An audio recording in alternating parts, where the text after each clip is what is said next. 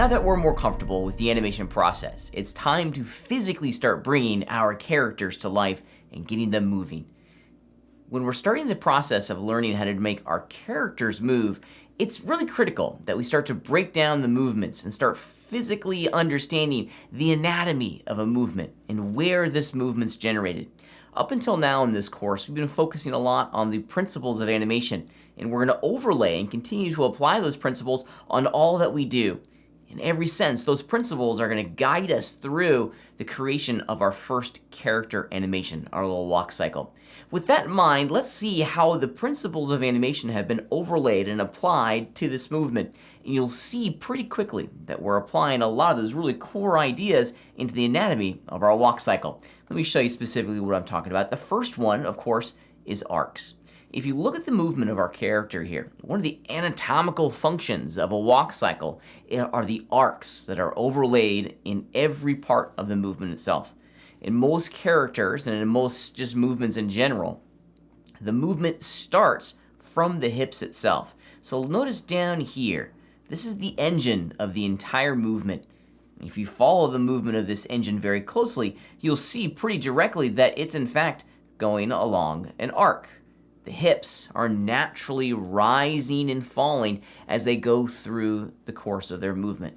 Without this movement arc in the hips itself, our characters are going to feel very robotic. We want to start implying this principle of squash and stretch, that our character is squishing down, is compressing, and then is stretching out. The spring compresses and then it expands. We achieve that illustration through the rise and fall of the hips. Without that rise and fall, it's going to feel like our character is gliding or floating through the scene, rather than pushing and pulling against the ground that our character is walking on.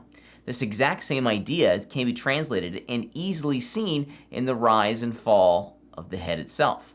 We have another movement arc up here that really starts to remind our audience that this is a whole series of interconnected parts and pieces. When the hips move, so do the shoulders and so do the head. The entire character, the entire trunk of the character, from the waist up, is going to move together as a unit. All of the different parts and pieces within inside of that unit are going to move together as a group, up and down. So this natural rise and fall in all of our character walk cycles is really important. And we're going to be spending some time decoding and understanding that rise and fall. This is the first step, is understanding how far or how large this movement arc is going to be on both the hips way down here and of course the corresponding head way at the top. Okay, so we have the movement of our hips. Now I also want you to look very closely down here at the ground itself, because one of the big functions of a walk is to remind our audience that this character is physically making contact with the ground itself. If you follow the location of the knees and that plane that the knees create, somewhere right around there, you can see pretty quickly that they have their own series of movement arcs. I've placed these little circles at all the major rotation locations inside the legs of our character to really help define how these arcs are moving and where the movement is being generated from. As one might imagine, and as we previously discussed, the movement all starts from the hip. It all begins there. Not only does it go the up and down, but it also starts to develop the rotation of the knees, and that, of course, is going to develop the rotation of the ankles as well. So these arcs are really super important because they remind our audience of a three-dimensional character that's pushing and pulling inside of the entire three-dimensional scene that we're creating. Another really great important idea and something to focus on when we're establishing our walk cycle, when we're thinking about the big picture anatomical functions, is that down pose, is the bottom of the trough. As I mentioned earlier, our characters are going to be moving in a wave as they go through the scene itself.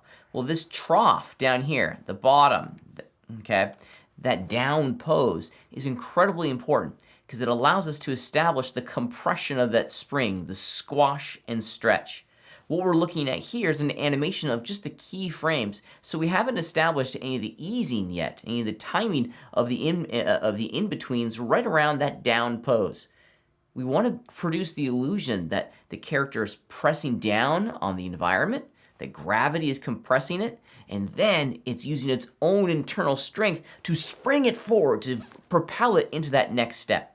Our animation looks like as though our character is walking on a treadmill, but these forces are still being applied to the entirety of our character, even when this character is just sitting here on a treadmill, walking infinitely over and over and over again. So a couple things to point out when looking for a walk cycle. We want to make sure we see that head going up and down. The hips should also naturally be going up and down. Without that hip movement, we're not going to get the really strong poses in the leg that reminds our audience of the compression of this squash and stretch idea inside of our character itself. So these three forces are all working together to very quickly create the illusion that this character is truly walking across our environment, that he or she or it is under its own power and its own control as it translates inside of our three-dimensional scene. So these are the basic building blocks of all walk cycles.